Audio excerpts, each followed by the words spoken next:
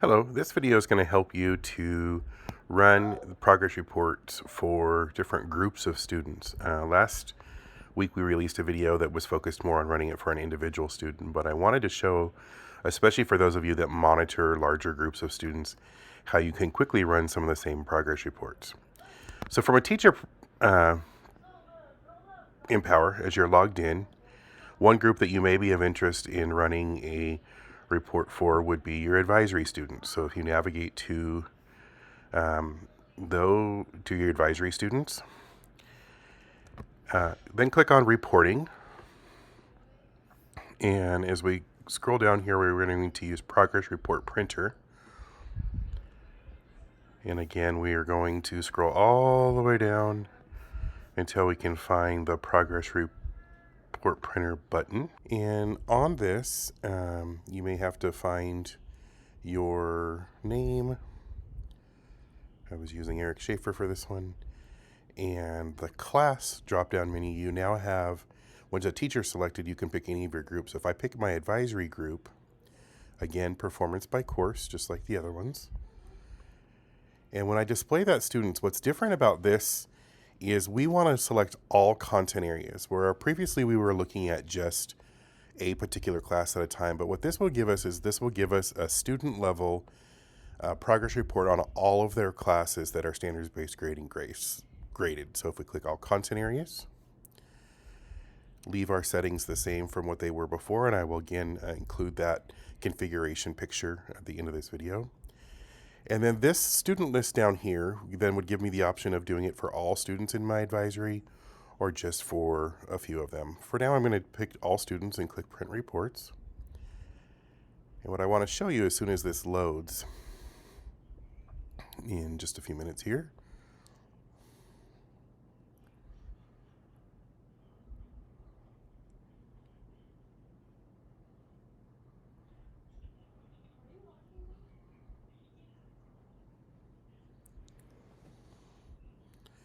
is when we look at those reports now, you will see that for students who have, like this student, where they have multiple classes that are standards-based grading, you'll see both classes listed. You'll see both classes listed with their current scale score as well as the grade equivalent that's there. So this is a nice way of looking at it by a student level. We are going to provide these printed versions of these reports for all of our student-led conferences by advisors, so you don't have to go and print those on your own, but we will be providing them. But it gives you a nice breakdown at the student level. Let's go back here for a second because I do want to show you some other ways that this version of printing can be helpful. So if we're back in the reporting tab again, one other way that you might be able to utilize this feature in the progress reporting version is that you have, if you've created any custom groups, you can actually run a this report for groups that you've created. So I've created, down here in groups, I have a couple of fall sports groups that we've created for athletic eligibility. So the same way, if it's a group that's been created, I could select it. Same steps. I want to make sure all content areas are selected. I leave my settings alone unless they've need to reconfigure them. I picked volleyball here, so it's showing me all of the volleyball players. I can either do individuals or all students, and then print that report. Remember, the setting up a custom group is a different feature. I know some of you have already done that and built groups for different purposes. You're not required to, but obviously, if you've grouped students already, it's a nice way of being able to run the same report for them, and you'll see you get the same results where there's multiple classes listed on for any given student. A couple few others that I want to keep showing you.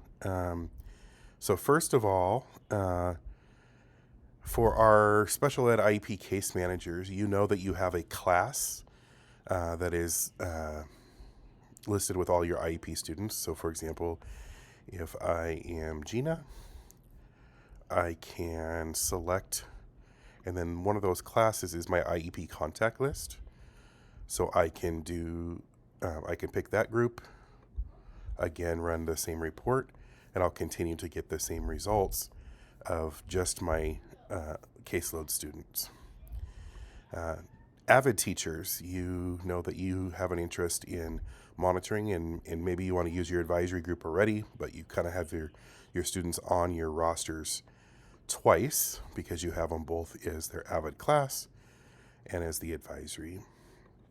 For those of you that are at building level responsibilities and you may not have a group, you also can do some things where you can, for example, look at just seventh graders. So if I pick just seventh graders in the optional grade filter and display students, again, all content areas, and leave the settings alone. So that you see the just seventh graders, I picked McFarland and just seventh graders.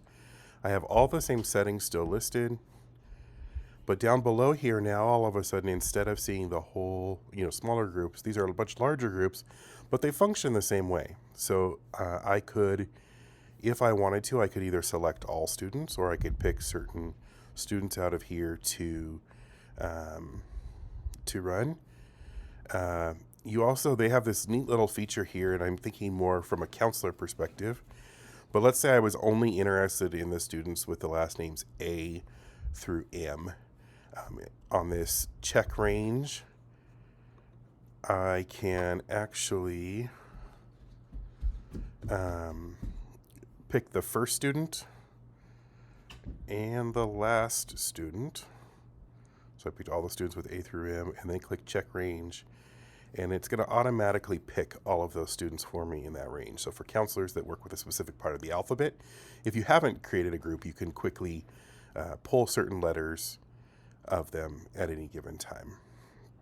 So I hope this helps you with some different ways of running large group reports. And the most important part is this is a way of looking at all of their standards-based grading classes across the student day, not just an individual class.